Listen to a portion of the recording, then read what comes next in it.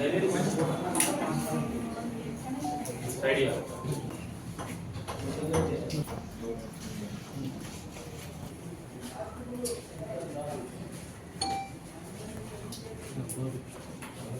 Chairman నిన్న సరూప గారు market chairman ఏమని మాట్లాడింది, చక్రపాణాన్ని ఏమని చెప్పిండు, అది ఎంపీ నిధులు అని చెప్పి మాట్లాడితే సరూపక్క వ్యక్తిగత విషయాలు ఏమని మాట్లాడిందామే, అది మాట్లాడే పద్ధతేనా? ఒక ఆడవాళ్ళు మాట్లాడే ఆలోచన విధానం అదే ఉంటుందా? ఒక లాడ్జింగ్ల కేసులు ఉన్నాయి, లాడ్జింగ్లో దొరికిన బతుకులేనా అని అంటే సరూపక్క లాడ్జింగ్లో వాళ్ళు ఉంటే నీకేం పని ఉంది? మరి అక్కడ లాడ్జింగ్లో నువ్వెందుకు కూర్చున్నావు, నువ్వెందుకు పోయినావు? ఒక ఆడమే మాట్లాడే మాటనేనా అది? రాజకీయం అంటే అది ఒక పద్ధతిగా ఒక విధానంగా మాట్లాడడం ఫస్ట్ నేర్చుకోవాలి. ఈ లాడ్జింగ్లు ఈ విషయాలు మాట్లాడదు. చక్రపాణన్న సిరిసిల్లలో ఎంత అభివృద్ధి చేసిండు, మన కేటీఆర్ సార్ తోటి పని తెచ్చి ఎన్నో నిధులు తీసుకొచ్చి ఒక లీడరు మన లోకల్ లీడర్ బలంగా ఉంటేనే మన పైనుంచి లీడర్ను మనము వాళ్ళతోటి మాట్లాడి చేసి ఇక్కడ మనం అభివృద్ధి చేస్తాం.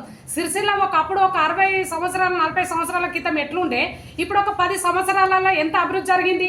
ఆ 10 సంవత్సరాలలో కూడా 4 సంవత్సరాలు కరోనా టైమే వచ్చింది. మా అంటే అంత టైం మనకు బీఆర్ఎస్లకు ఒక 6 సంవత్సరాల లోపే ఇంత అభివృద్ధి చేసిందని చెప్తే వాళ్ళ కళ్ళకు కనబడతలేదా? ఆమె ఏం మాట్లాడుతుంది? అదేనా మాట మాట్లాడేది? కనీసం ఒక ఏజ్ ఒక బిడ్డలాగా చక్రపాణకు ఒక బిడ్డలాగా ఆమె అదేనా? లార్జింగ్ విషయం తీయచ్చా, మాట్లాడచ్చా? ఆమె రాజకీయం మాట్లాడేది అదేనా పద్ధతి? రేపు ఇటువంటి వాళ్ళని చూసి ఇంకా నలుగురు నేర్చుకుంటారు. అది సరికాదు. మేము సన్న బియ్యం ఇస్తే వాళ్ళ తమ్ముళ్ళు తింటారంటే ఈ రేవంత్ రెడ్డి వీళ్ళు కలిసి వీళ్ళు దున్ని చేసి వీళ్ళు తీసుకొచ్చి సన్న బియ్యం ఇస్తురా? నిన్ను ఎలా తింటారా సన్న బియ్యం? బుద్ధి ఉందా? మాట్లాడే మొత్తం నూకలు ఇస్తున్నారు. అది ఎందుకంటే ప్రజలు ఇంకా ఊరుకుంటారు. రేపు చూడు రోడ్ల మీద తిరిగితే ఎట్లుంటుందో. సన్న బియ్యం అంటే ఎట్లా సన్న బియ్యం ఇస్తారు? సగం నూకలే ఉన్నాయి అందులో. వాళ్ళు నిన్ను ఎలా తీస్తారు? రేషన్ కార్డులు ఇస్తా అని అంటున్నావు అక్క. రేషన్ కార్డు చూస్తా ఊరికి ఒక రేషన్ కార్డు కూడా ఇప్పటి వరకు రాలే. సిలిండర్ కూడా ఇప్పటి వరకు రాలేదు. కరెంటు కూడా కొంతమందికి గానే అయితే లేదు. అది ఏం మాట్లాడుతున్నావు నువ్వు? తట్ట మట్టి వేలే సిరిసిల్లని మాట్లాడుతున్నావు. ఒక తట్ట మట్టి బీఆర్ఎస్ వేయలేదన్నప్పుడు కాంగ్రెస్ ప్రభుత్వము ఎన్ని తట్టలు వేసిందని చూపించాలి. నువ్వు ఒక తట్ట వేయలేదన్నప్పుడు ఇంకో తట్టలు నువ్వు చూపించాలి కదా. అది లేనప్పుడు ఈ తట్టని ఎట్లా మాట్లాడతావు? ఏ రకంగా మాట్లాడతావు నువ్వు?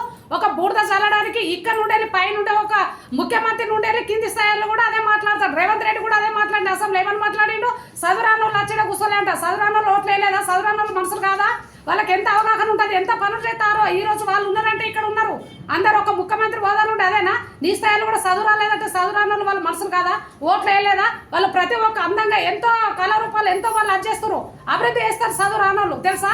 ఏమనంటే బాత్రూమ్ వాళ్ళు అంటారు. వాళ్ళు మనుషులు కాదా? వాళ్ళు నీట్గా చేస్తే మీరు పోతలేరా? ఒక్కొక్కరు దున్నపోతలని తింటారు పోతురు. ఏం మాట్లాడుతారు? వాళ్ళని తక్కువ చేసి ఎట్లా మాట్లాడతారు మీరు? అది సరికాదు. ఎందుకంటే కాంగ్రెస్ వాళ్ళది ఇప్పుడు ఎలక్షన్లు ఉన్నాయి కాబట్టి ముందు మేము గెలవలేమని చెప్పి ఈ మాట మాట్లాడుతారు తప్ప కేటీఆర్ సార్లు కూడా ఏదేదో మాట్లాడుతారు. అన్ని చిల్లర మాటలు. ఎందుకంటే కాంగ్రెస్ వాళ్ళకు పరిపాలన శాతనైతే లేదు, పనులు శాతనైతే లేవు కాబట్టి ఇదొక ఇప్పుడు మనం అంటాం కదా ఊర్లో లేటని పోతామనుకో ఒక దొడ్డుగా మాట అంటారు. ఏమంటారు? ఏటో తిరగబోతుందేమో అంటుంది అంటారు.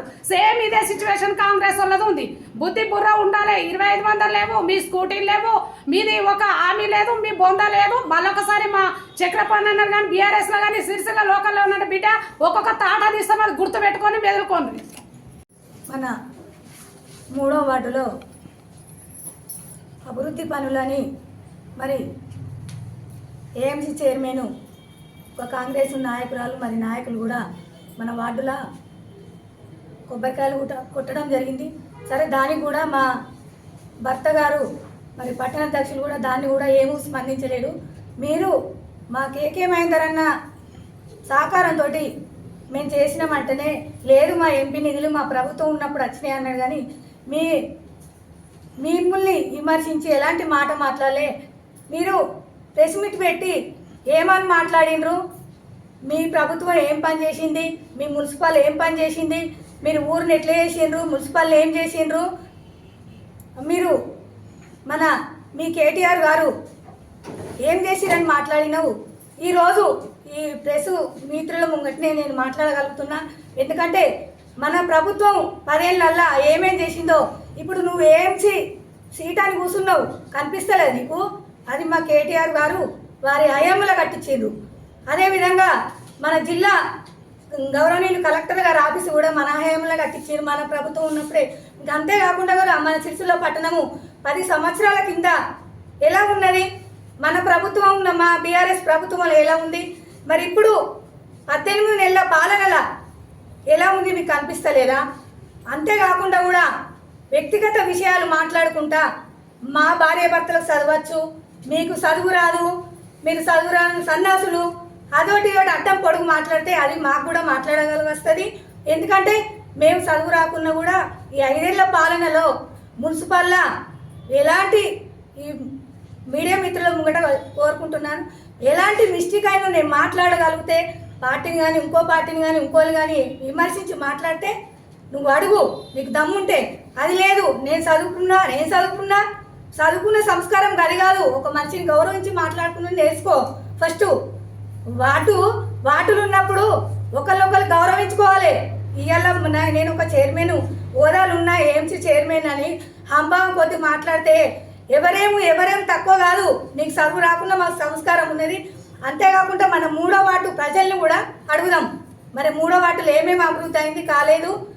సీసీ రోడ్లు, డ్రైనేజీలు, సీసీ కెమెరాలు, వాటర్ బోటులు, మన చౌరస్తా జంక్షన్, ఐమాక్స్ లైటు, మరి అవన్నీ కాకుండా కూడా ఇంకా మనం నువ్వు 3వ వార్డులా ఒక మట్టి పోయలేవన్నావు. ఒకసారి నువ్వు 5 ఏళ్ళు ఓడిపోయినాక ఇంట్లో ఉన్నావు. మేము ఓడిపోయినా కూడా మళ్ళీ ప్రజలకు వచ్చిన నాకు చదువు రాకుండా నాకు సంస్కారం ఉంది కాబట్టి ప్రజలకు పోయి నేను మళ్ళీ తిప్పుకుంటా. నేను గెలిచి మళ్ళీ నేను పదవి పొందిన, కానీ మేము పదవి వచ్చిందని అంబాం కొద్ది మాట్లాడలే.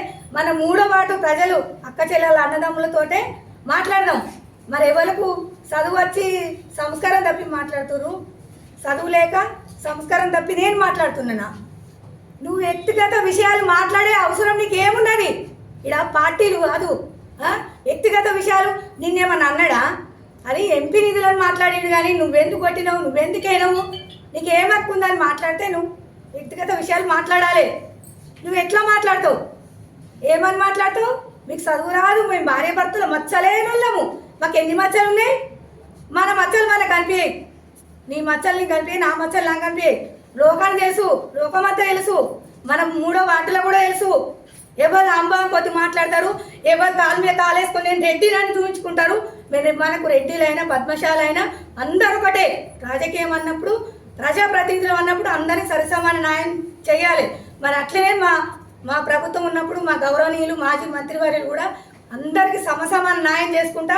ఎవరికి వీళ్ళు తక్కువ వాళ్ళు ఎక్కువ అని కూడా చూపించలే.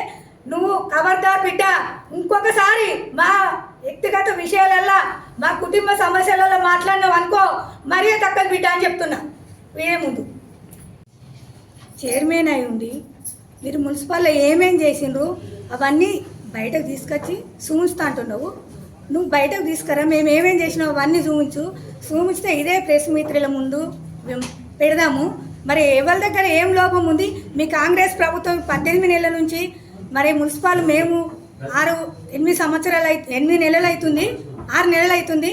మరి 6 నెలల నుంచి మున్సిపల్ మరి మేము మా కాంగ్రెస్ ప్రభుత్వం, మేము కాంగ్రెస్ నాయకులను పట్టించుకుంటాం అంటున్నాం కదా. ఈది లైట్లు కానీ ప్రతి ఒక్క సమస్య మీద మాట్లాడితే మాకు తెలియదు, కలెక్టర్కి తెలుసు. మరి మన 3వ వార్డు ప్రజలే నీ దగ్గరికి వచ్చి అడుగుతురు కావచ్చు, నన్ను అడుగుతురు, మీరు వాళ్ళు ఏమని చేయలేరు, నన్ను అడుగుతురు అని చెప్పుకుంటున్నావు. వాటి ప్రజల్ని పిలుచుకొని మా ఇంట్లో పని చేసే వాళ్ళని కూడా పిలిచి అడుగుతావు. నువ్వు నీకు ఏం హక్కున్నదంతా? నువ్వు పదవులు ఉన్నప్పుడు ఇప్పుడు నీ పదవికి మేము అడ్డం వచ్చినామా? నీకు ఏం హక్కుందని అడుగుతున్నాము. ఇంకొకటి, నువ్వు మున్సిపల్లో తీసుకొచ్చి బయటకు వెళ్తా అంటున్నావు కదా, పెట్టు. కాకపోతే మేము మున్సిపల్లో ఏ ఎక్కువ అధికారిని కూడా మేము ఎలాంటి ఇబ్బంది పెట్టలేము. ఎందుకంటే మనము ఒక పదవే శాశ్వతం కాదు, ఎప్పుడు మనుషులను కూడా శాశ్వతం. ఇవాళ ఉంటుంది, అయిపోతుంది. మళ్ళీ కూడా పదవులు ఉన్నా కూడా మనం ఎప్పుడు ఇలాగనే ఉండాలి అని మేము ఒక మంచి ఉద్దేశంగా ఉన్నాం. కాబట్టి నీలాగా విచ్చలవిడిగా మాట్లాడలేము. నువ్వు ఫస్ట్ నేర్చుకొని చదువు అనేది మాట్లాడినావు. చదువు గురించి ఇంకొకసారి ఇట్లా మాట్లాడినావు అనుకో బిడ్డ, ఖబర్దార్, మర్యాద అని చెప్తున్నా నేను. నువ్వు ఇప్పుడు కాదు, ఎప్పుడు మాట్లాడినా నీకు చదువు ఉన్నదా? నా మీదకి నువ్వు మాట్లాడు. ఇంతమంది ముంగట నేను ఒక చిన్న మాట పొల్లుకోకుండా ఒకరి మనసు నొప్పేయకుండా మాట్లాడతా. నువ్వు ఎట్లా మాట్లాడినా చదువుకొని వ్యక్తిగత విషయాలు మాట్లాడతావు. తీవంటావని మన 3వ వార్డులే.